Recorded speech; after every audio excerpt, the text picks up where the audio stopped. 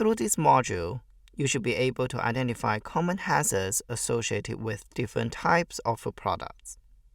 Understanding and identifying common hazards that are associated with certain groups of food products is essential to avoiding these hazards and developing strategies to minimize the incidence of the presence of hazards in food products.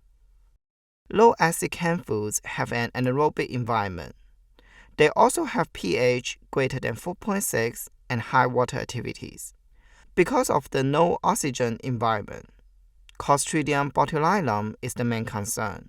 This organism is an obligate anaerobe, which means it will not survive in the presence of oxygen. However, this bacterium also produces endospores, which survive in the presence of oxygen and other harsh conditions. Acid and acidified foods have pH less than or equal to 4.6. These foods are at risk of contamination by sugar toxin-producing Escherichia coli, such as E. coli 0157H7. They are also at risk of Salmonella and parasite Cryptosporidium parvum contamination. Salmonella can grow at a pH as low as 3.7 under otherwise optimal conditions. And Salmonella in unpasteurized orange juice has caused outbreaks.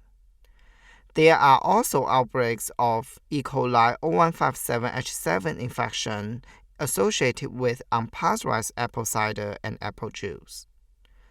Cryptosporidium parvum associated with apple cider has also caused foodborne outbreaks. Fermented foods have various pH, oxygen levels, and water activities. This wide variety of foods encompass pickles, olives, cheeses, meats, breads, soy sauce, and many other food products. Fermented meats, like canned foods, are often in an anaerobic environment, which means they are under the risk of Clostridium botulinum contamination. Salmonella, Listeria monocytogenes, and sugar toxin-producing E. coli associated with cheeses have caused outbreaks. Ready-to-eat foods are consumed without further process and include some soft cheeses, soft-serve ice cream, meat spreads, deli meats, and many more. Listeria monocytogenes is a bacterial pathogen and is associated with deli meats that have caused outbreaks. Staphylococcus aureus can be commonly found on the skin or in the noses of healthy people, so foods handled extensively might be easily contaminated by food handlers if they are not properly handled. Produce includes vegetables and fruits, and most of them are also ready-to-eat foods. Since vegetables and fruits are usually consumed when they are raw or after they are minimally processed, foodborne viruses such as norovirus and hepatitis A virus are commonly in these foods. Parasites such as Cyclospora cayantensis and Giardia duodenalis have also been associated with produce and caused outbreaks. Fruits and vegetables can also carry pathogenic bacteria such as Salmonella, sugar toxin E. coli, and Listeria monocytogenes.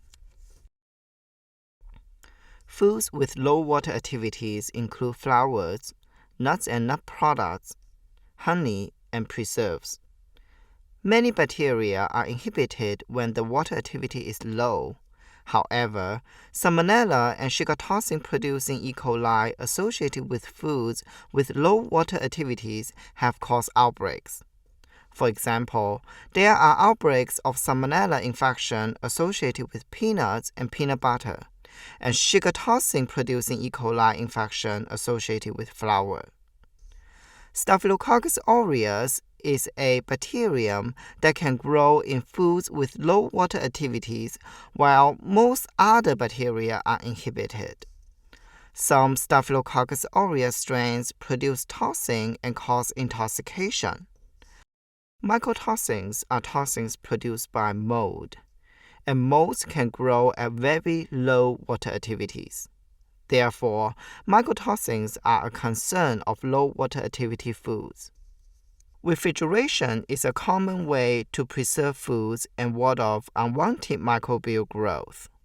However, refrigeration does not kill or inactivate most microbes. In addition, some organisms can still grow slowly in refrigeration conditions and be concerns. Listeria monocytogenes is a typical example and a concern of refrigerated foods.